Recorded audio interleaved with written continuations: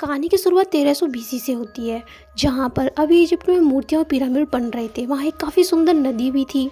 नदी में कुछ लोग मछलियाँ पकड़ रहे थे कि तभी वहाँ पर बड़े बड़े मगरमच्छ आ जाते हैं और वो मगरमच्छ उन नाविकों को पकड़ कर खा जाते हैं और वहाँ पर रह रही मछलियों को भी वो मगरमच्छ मार देते हैं, जिससे सारी मरी हुई मछलियाँ किनारे पर आ जाती हैं और अब उनमें कीड़े पड़ चुके थे और उन पर मक्खियाँ भी बैठ रही थीं।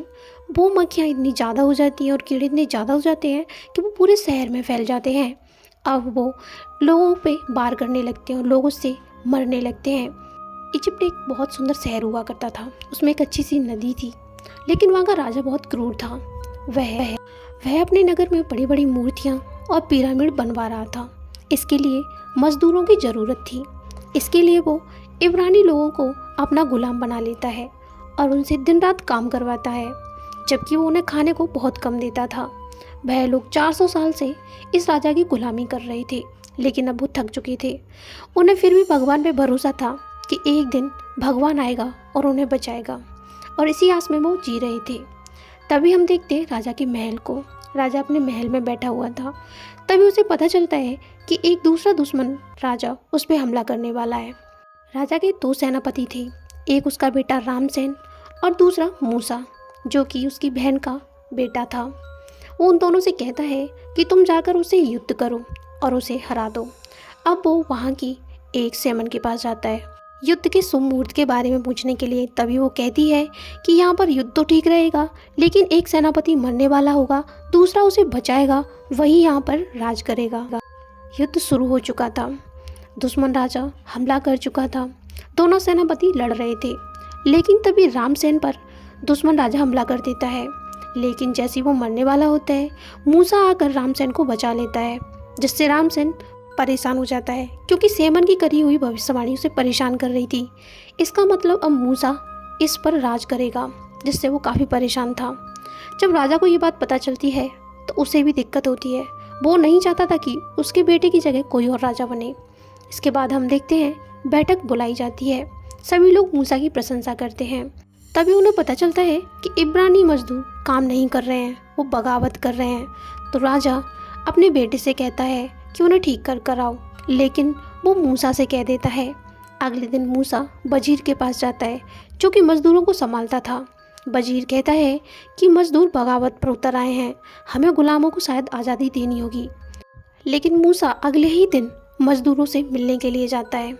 जब वो वहाँ पहुँचता है तो देखता है एक व्यक्ति मजदूर को मार रहा था। तो वो उसे मजदूर को मारने से मना करता है, क्योंकि वो एक अच्छा इंसान था। वो आगे बढ़ता है तो वो वहाँ के बुजुर्गों से मिलता है और उनसे कहता है, तुम क्या चाहते हो? तो मजदूर कहते हैं, हम अपने देश लौटना चाहते हैं। वो कहता है, वहाँ पर कबीले आपस में लड़ रहे हैं, तुम आपस में मारे जाओगे।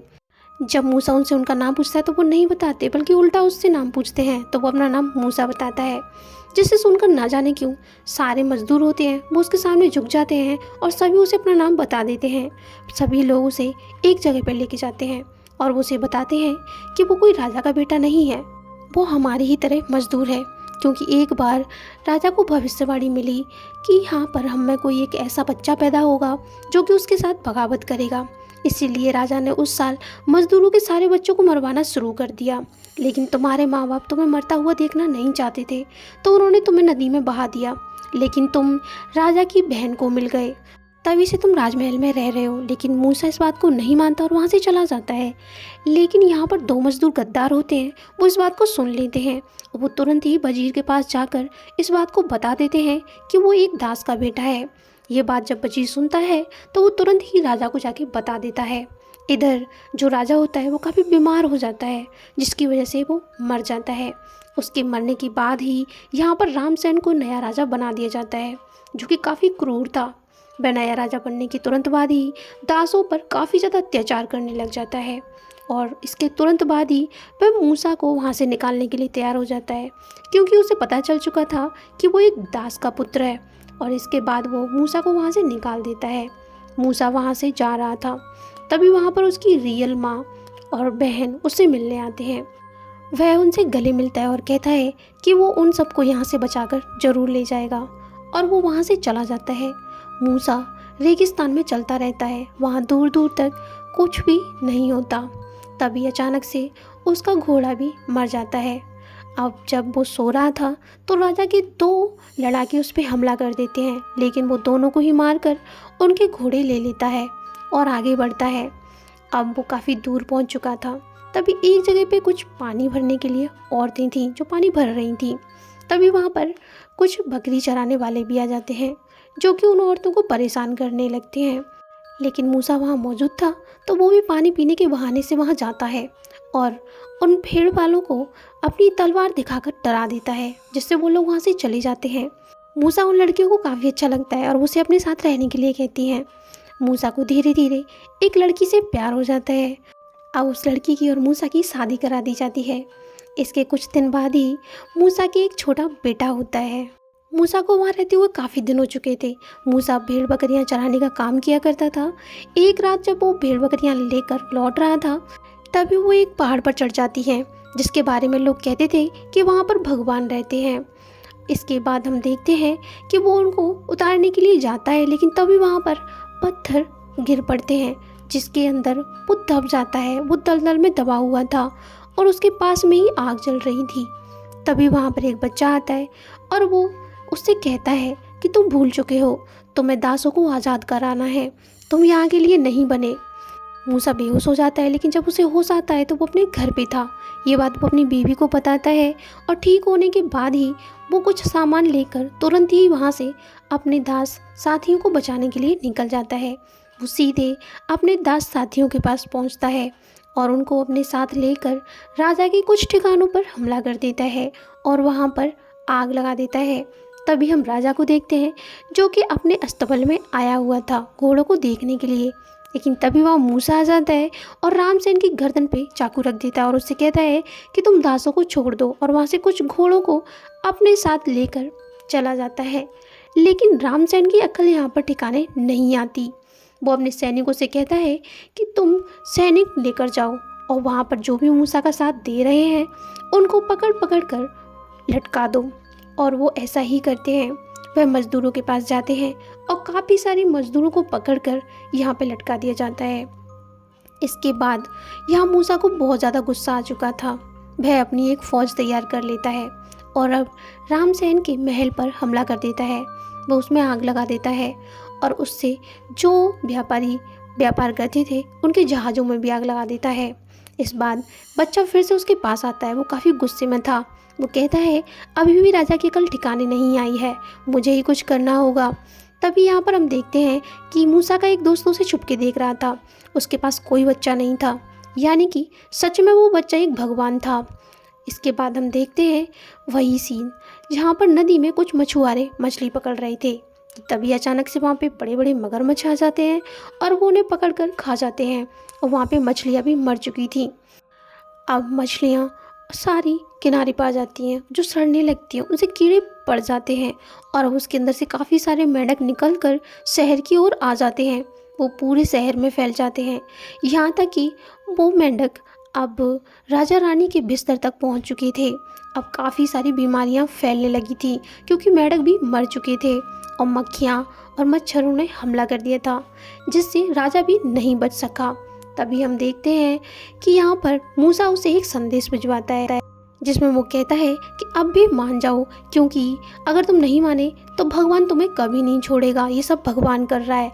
लेकिन रामसेन फिर भी नहीं मानता और वो मजदूरों पर अत्याचार करने लगता है।